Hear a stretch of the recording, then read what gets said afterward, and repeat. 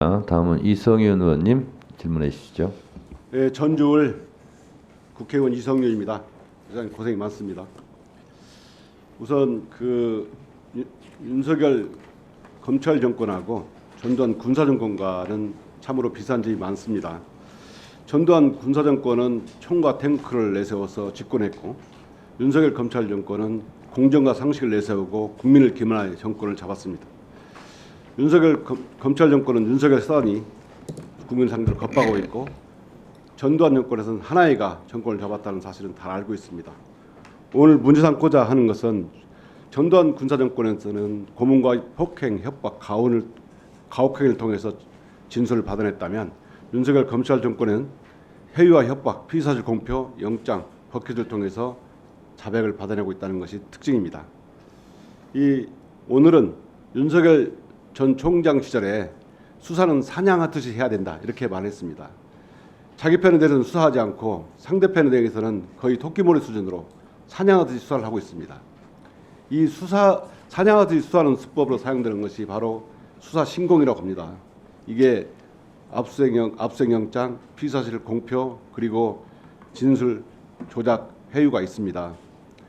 먼저 법원이 만일에 이런 사태에 대해서, 이런 검찰의 무도한 수사에 대해서 제대로 견제하지 않는다면, 이런 무도한 검찰 수사에 대해서 법원이 협조했다는 평가를 후세의 역사들은 평가할 것입니다. 동의하십니까?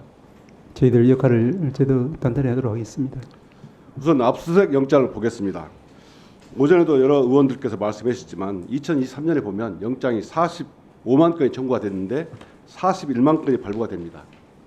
이걸 국민들은 뭐라고 하냐면 영장 자판기 수준이라고 그럽니다. 동의하십니까? 예, 저희들 더욱더 그런 부분을 좀 엄격하게 인권이 지켜지도록 노력하겠습니다. 법원이 영장을 잘 받아내는 기술이, 검찰이 법원의 영장을 잘 받아내는 기술이 있습니다. 제가 제보받기로는 영장을 청구를 해놓고 영장 전담 판사 귀하해가지고 새로운 대봉투에 확인될 수 없는, 극시 확인할 수 없는 사실을 넣어가지고 급하게 영장을 발부해달라 해가지고 발부받는 경우 등 이런 얘기 많이 있습니다.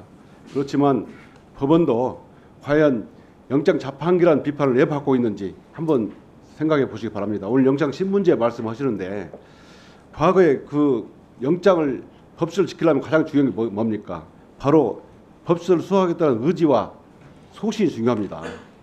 과거에 사법농단 수사할 때 영장 기각률이 몇 %인지 아십니까? 한번 확인해 봐야 될 것 같습니다.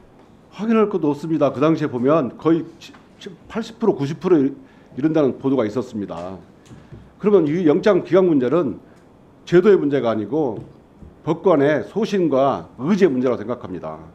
정말 법원이 부끄럽게 생각할 것은 야당 대표는 수백 번 압수수색을 하도록 영장을 내주고, 김건희 주가조작 허위조작 이런 분들 한 번도 영장을 신청하지 않은 검찰에 대해서 책망을 해야 할 겁니다. 두 번째 보겠습니다. 검찰이 피의사실 흘리기, 법원은 정말 이것도 잘 관찰하시기 바랍니다. 이거 견제하지 않으면 안 됩니다. 과거에 양승태 대법원장이 하신 말씀입니다.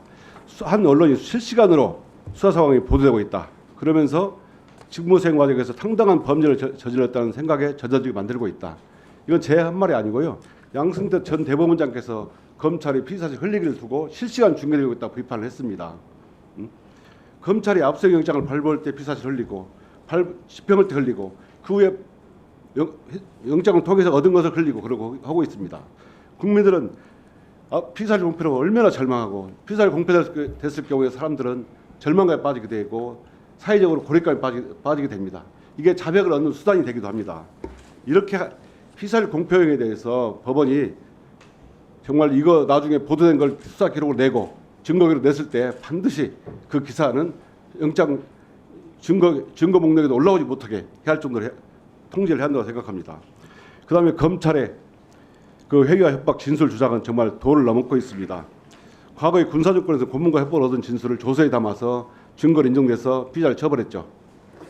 현재는 조서 재판을 할 수 없으니까 피고인이나 피의자의 증거를 확보하는데 참 노력을 많이 하고 있습니다. 그게 바로 회유와 협박입니다. 아시다시피 한만호 씨 관련해서는 진술 시나리오를 만들었고 진술 연습을 시켰고, 이화영 씨 관련해서는 진술 세미나를 했다는 의혹이 제기되고 있습니다. 또한 뉴스타파를 보면 이화영 재판에서 검찰이 만든 유령, 리오남 이런 말이 나오지 않습니까? 이런 진술 조작, 증거 조작 문제가 너무나 심각합니다. 법원에서 이런 사태를 통제를 하지 않으면 반드시 이런 검찰이 만약에 기소를 했을 경우에 사람들이 내가 지금 협박과 해유가 있었습니다. 이런 진술을 받으면 반드시 확인하십시오. 검찰이 입건하고 기소도 않은 상태에서 증거를 내세울 때는 분명히 진술을 담보하는 수단이 되는 겁니다. 그리고 법원에서 재판할 때 명심하시고 그 부분을 반드시 견지해 주시기 바랍니다. 그 다음에 법원에서 공소장 1번주의를 많이 남용하십니다. 통제해야 됩니다. 아시다시피 윤석열 명예훼손 사건에서 이재명 공산당 프레임이 잡힌 것을 알고 있었죠.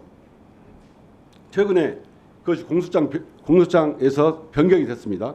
그렇지만 공소장 변경에서 공소장을 통해서 검사들이 은연중에 공범이라는 인식을 많이 갖게 만드는 수법을 쓰고 있습니다. 공소장 일본제 위반한 공소장에 대해서는 공소기각을 한다는 자세로 반드시 통제해 주십시오. 하나 보겠습니다. 검찰이 증거를 너무나 많이 제출합니다. 보시면 알다시피 대북 송금 사건은 25만 페이지라고 합니다. 아니, 대북 송금 사건 대장동 그리고 성남 FC 사건을 모두 합치면 25만 페이지라고 합니다. 이게 아파트 실적 높이라고 합니다. 10사람이 8시간씩 읽으면 42일, 한 사람이 8시간씩 읽으면 420일 걸리죠. 이런 사건을 어떻게 재판합니까? 복사비도 많이 쓸 뿐만 아니라 방어를 할 수가 없습니다. 또 하나 보겠습니다. 이런 사건에 대해서 판사, 법관들의 얘기가 있습니다. 과도한 업무에 시달리다 보니까 이런 무죄를 하고 싶어도 편하기 쉬운 쪽으로 편한 쪽으로 그래서 유죄 판결문을 쓰려면 쉬운데 무죄 판결문을 작성하기가 너무 복잡하고 어렵다. 그렇기 때문에 무죄로 키운다. 그래서 검찰이 수많은 증인, 성남 FC 사건에서 400명이 넘는 증인을 신청하고 이렇게 3개 사건에서 증거를 수사기록, 증거자료를 무려 25만 쪽을 내는 거 법원도 부담이지만 피고인도 방어할 수가 없습니다. 이런 경우에 정말 재판 준비 절차, 공판 준비 절차 이런 등에서 정말 쓸데없는 증거 기록 이런 것은 과감히 쳐내서 피고인들이 정당한 방어권이 보장되도록 해야 됩니다. 법원이 이 무도한 무도한 윤석열 검찰 정권의 무도한 수사를 통제하거나 견제하지 못한다면 정말 처음에 말씀드린 것처럼 역사가 법원도 윤석열 검찰 정권과 공범이었다는 평가를 받게 될 것입니다. 최장님 명심하시고 잘 지도해 주십시오. 네, 이상입니다. 예, 그렇게 하겠습니다. 네, 수고하셨습니다.